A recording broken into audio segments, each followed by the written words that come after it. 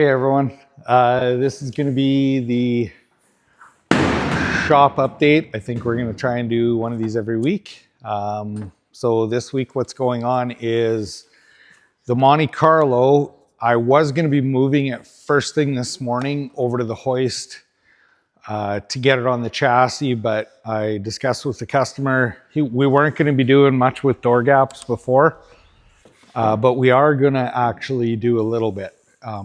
This car is not going to be a car that is like going to a highly judged show. I'm sure it's going to be a lot of car shows and stuff, but it is more of he is going to drive this car a lot. So we want it to be nice, but we don't need everything absolutely perfect. So before it gets moved over there, I have to twist the quarter panel because compared to the original one, it's twisted in. And then all these Monte Carlos back in the day, the original quarter panel actually was quite a bit higher here, which this aftermarket, it's an AMD, fits a lot nicer. But all of these always had this really weird wedge-shaped gap up top. So all we're doing with door gaps is today I'm going to fix the door gap here. But for people that haven't seen it, I guess, I have the inner fender wells pretty much done now. This is the quarter panel that I cut off the car, and this is the bodywork that was hidden on the outside. It's just absolutely terrible, lapped on. But it's really sad that they actually spent more time trying to hide the bodywork inside. So this is from inside the quarter panel. They spent more time hiding the bad bodywork so no one could see they did bad bodywork, and a better job of that than they actually did of repairing this car. It's pretty sad. And the quarter panels are rough fit. We're waiting for some inner wheel tub pieces. But these quarter panels, they fit absolutely great. Everything is lined up really nice on them. And yeah, before, I think on the last video, we hadn't had any of this stuff done in here, but this is all reshaped, a bunch of pieces put in here because it was widened so that it actually still looks stock, because on a Monte Carlo, you can really see into the back wheel opening. So this is really gonna, look stock, like it wasn't modified, which is kind of the purpose of this car. And so the chassis is sitting behind here. Today, by the end of the day, I'm hoping that I can have it dug out and put on the hoist. But on the hoist, actually, right now, we have a Supercharged 2010 Challenger. It's been here for a long time. It was something that I'm normally not doing is engine work, but I had done work in the past on this, and he had driven it quite a bit. And I told him, he asked, and I said, okay, I'll look into it, see what it is. So we actually have a video coming out on that one on how to isolate a cylinder noise. But something very interesting with this one is inside the valve cover, we found some loose bolts and a broken cylinder head. And I'm having trouble finding an Eagle cylinder head replacement for this. The wreckers up here all want me to buy a whole engine to replace this cylinder head. The customers phoned around, I as well phoned around.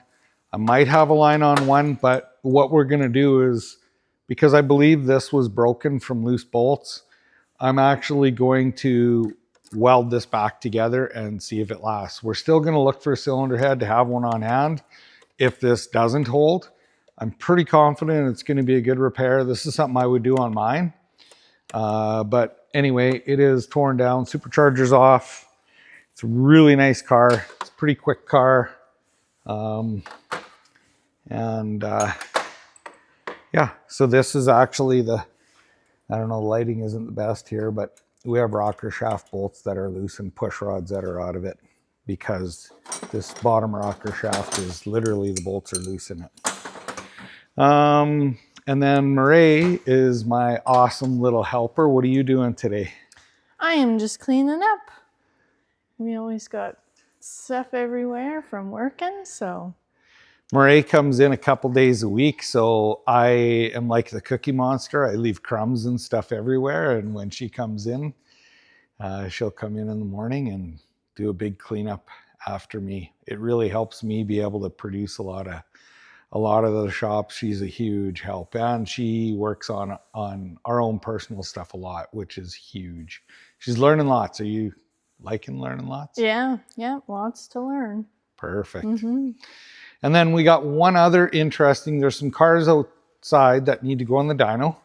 A truck actually is the one. And then I ended up getting involved in another build. Now this is a 8 HP transmission. And we're using a max ECU to control the engine transmission. So this is going into a 71 Camaro. The guy's building himself. I'm helping him do the wiring. We're going to be putting a PDM in it. So that's like it's an electronic fuse box basically to run this car. It's going to be 1,000 plus horsepower LS. It's going to be a 6.2 LS with a blower, and then this 8 HP 70 transmission in it. Now, I'm pretty new to this. I have the computer to unlock it, and I am going to be doing this either today or tomorrow, where I'm going to be getting into this thing. And what I have to do is I have to take the ECU inside here, because it's inside this transmission, and I'm going to program it so that it is going to accept the max ECU controlling the transmission instead of the transmission control module that's in it. So I have this little, it's AC DP2 to actually go into the transmission. I have to get into the laptop and then plug it in. It gets fired up just with a cord here. And I'm going to be able to make this transmission hopefully handle, like we're going to have to soften some things up so it handles the horsepower. So shifting and stuff like that. Now, these are very neat transmission. It's an 8-speed automatic transmission, but it really acts like a standard. So this transmission, you can use a clutch pedal with, which I actually bought all the stuff so that this car is actually going to look like a stick car. It's going to have a clutch pedal. It's going to have a shifter that looks like a manual transmission, but it is fully automatic. But with the switch for the clutch pedal, it will act like a manual transmission, even at launch.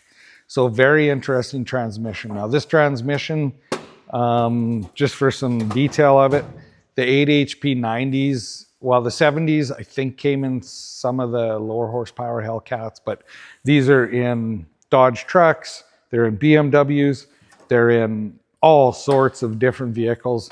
This one, I believe, came out of a Charger, and but like 300s, all that kind of stuff with V8s had these. Now there's a 90, an 8 HP 90, and that's under all the high horsepower stuff.